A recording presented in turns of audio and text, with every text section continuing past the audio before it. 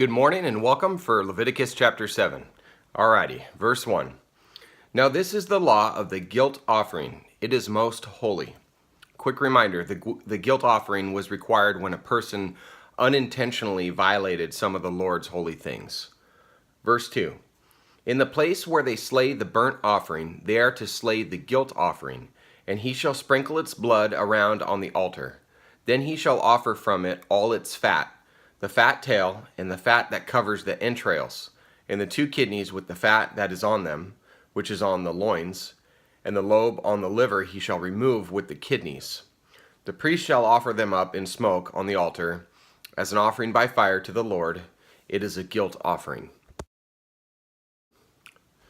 Every male among the priests may eat of it. It shall be eaten in a holy place. It is most holy. The guilt offering is like the sin offering. There is one law for them.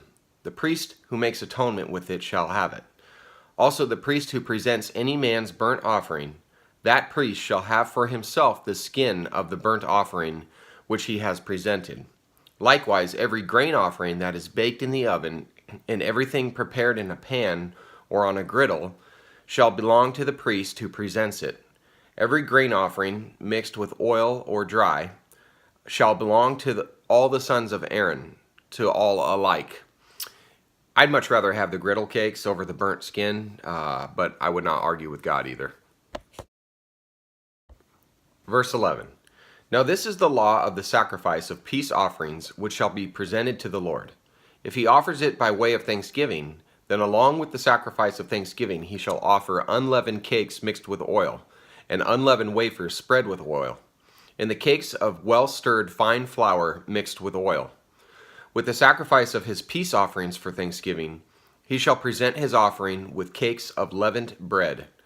Of this he shall present one of every offering as a contribution to the Lord. It shall belong to the priest who sprinkles the blood of the peace offerings. Verse 15. Now as for the flesh of the sacrifice of his thanksgiving peace offerings, it shall be eaten on the day of his offering. He shall not leave any of it over until morning. But if the sacrifice of his offering is a votive, which means offer to fulfill a vow, or a free will offering, it shall be eaten on the day that he offers his sacrifice, and on the next day, when what is left of it may be eaten. But what is left over from the flesh of the sacrifice on the 3rd day shall be burned with fire. So if any of the flesh of the sacrifice of his peace offerings should ever be eaten on the 3rd day, he who offers it will not be accepted, and it will not be reckoned to his benefit. It shall be an offensive thing, and the person who eats of it will bear his own iniquity. So the priest could eat the meat the same day or the next day, but eating on the 3rd day brought punishment. And I really don't know the significance of that. Maybe it was health reasons. Alright, verse 19. Also the flesh that touches anything unclean shall not be eaten. It shall be burned with fire. As for other flesh, anyone who is clean may eat such flesh.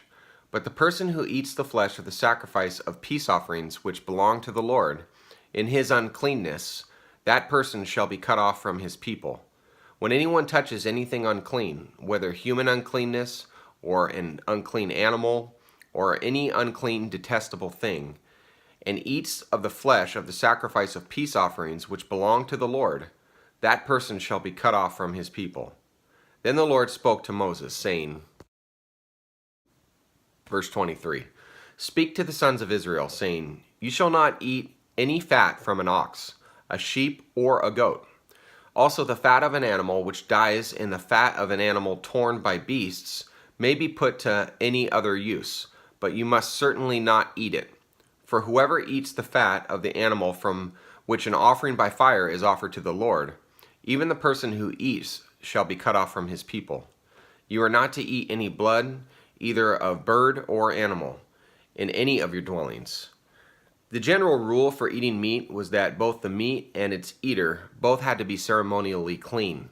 Eating fat from a clean animal, whether it died of natural causes or was slain by another animal or slaughtered for sacrifice, was prohibited.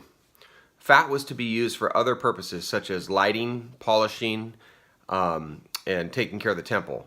Besides, fat is gross to eat. Blood is the life source, and God does not want it to be eaten. So go medium well on your steaks. All right, verse 27.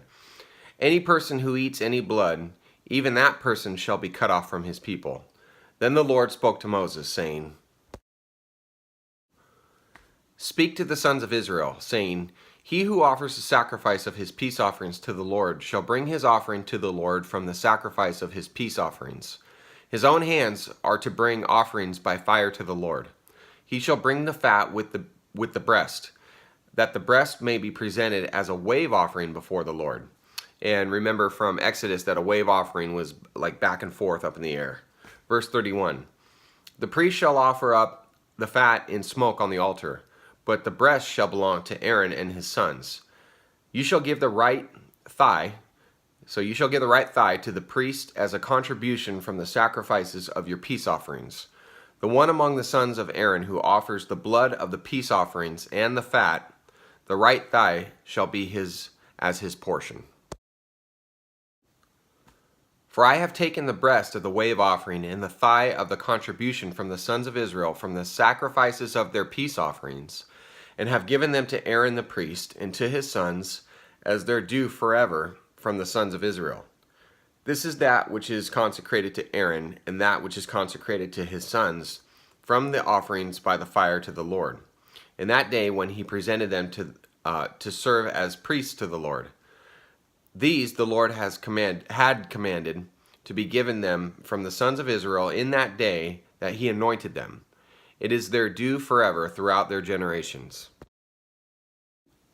Verse 37. This is the law of the burnt offering, the grain offering and the sin offering and the guilt offering, and the ordination offering and the sacrifice of peace offerings, which the Lord commanded Moses at Mount Sinai in the day that he commanded the sons of Israel to present their offerings to the Lord in the wilderness of Sinai. Okay, that'll do it for chapter 7. Hope you guys can be here for chapter 8 tomorrow. God bless you.